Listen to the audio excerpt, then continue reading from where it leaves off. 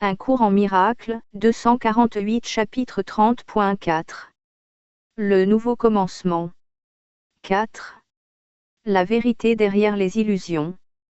Tu attaqueras ce qui ne satisfait pas, ainsi tu ne verras pas que tu l'as toi-même inventé.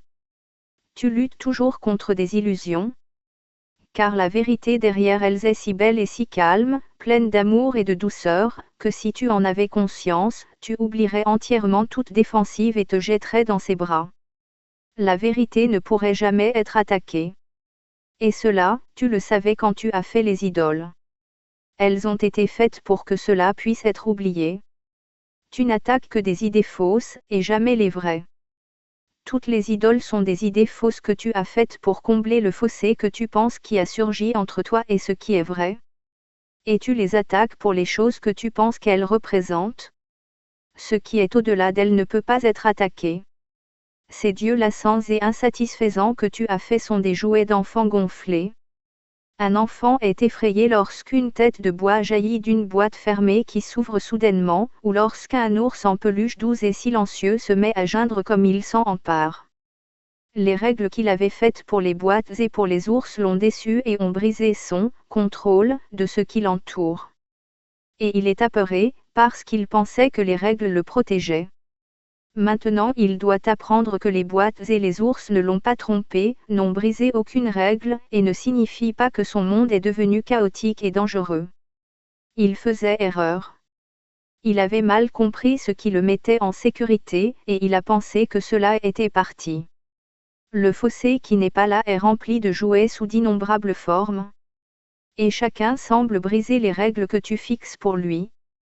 Il n'a jamais été la chose que tu pensais. Il doit sembler briser tes règles de sécurité, puisque les règles étaient fausses. Mais tu n'es pas en danger. Tu peux rire des têtes qui jaillissent et des jouets qui geignent, comme le fait l'enfant qui apprend qu'ils ne sont pas une menace pour lui. Or tant qu'il aime à jouer avec eux, il les perçoit encore comme obéissant à des règles qu'il a faites pour son plaisir. Ainsi y a-t-il encore des règles qu'ils peuvent sembler briser et l'effrayer. Or est-il à la merci de ces jouets? Et peuvent-ils représenter une menace pour lui? La réalité observe les lois de Dieu, et non les règles que tu fixes. Ce sont ces lois qui garantissent ta sécurité. Toutes les illusions que tu crois à ton sujet n'obéissent à aucune loi. Elles semblent danser un petit moment, conformément aux règles que tu fixes pour elles. Mais ensuite elles tombent et ne peuvent plus se relever. Ce ne sont que des jouets, mon enfant, ne les pleure donc pas. Leur danse ne t'a jamais apporté aucune joie. Mais ce n'étaient pas non plus des choses qui pouvaient t'effrayer, ni te mettre en sécurité si elles obéissaient à tes règles. Elles ne doivent être ni chéries ni attaquées, mais simplement considérées comme des jouets d'enfants sans une seule signification en elles-mêmes. Vois-en une en elles et tu les verras toutes. N'en vois aucune en elles et elles ne te toucheront pas. Les apparences trompent parce que ce sont des apparences et non la réalité. Ne t'y attarde pas sous quelque forme que ce soit. Elles ne font qu'obscurcir la réalité, et elles apportent la peur parce qu'elles cachent la vérité. N'attaque pas ce que tu as fait pour te laisser tromper, car tu prouves ainsi que tu as été trompé. L'attaque a le pouvoir de rendre les illusions réelles. Or ce qu'elle fait n'est rien, qui pourrait être apeuré par un pouvoir qui ne peut pas avoir d'effet réel. Qu'est-ce que cela pourrait être, sauf une illusion, qui fait paraître les choses semblables à elle? Regarde calmement ces jouets et comprends que ce sont des idoles qui ne font que danser sur de vains désirs. Ne leur donne pas ton adoration, car elles ne sont pas là. Or cela est également oublié dans l'attaque. Le Fils de Dieu n'a pas besoin de défense contre ses rêves. Ces idoles ne le menacent pas du tout. Sa seule erreur est de penser qu'elles sont réelles. Que peut faire le pouvoir des illusions? Les apparences ne peuvent tromper que l'esprit qui veut être trompé. Et tu peux faire un simple choix qui te placera pour toujours bien au-delà de la tromperie. Tu n'as pas besoin de te préoccuper de comment cela sera fait, car cela tu ne peux pas le comprendre.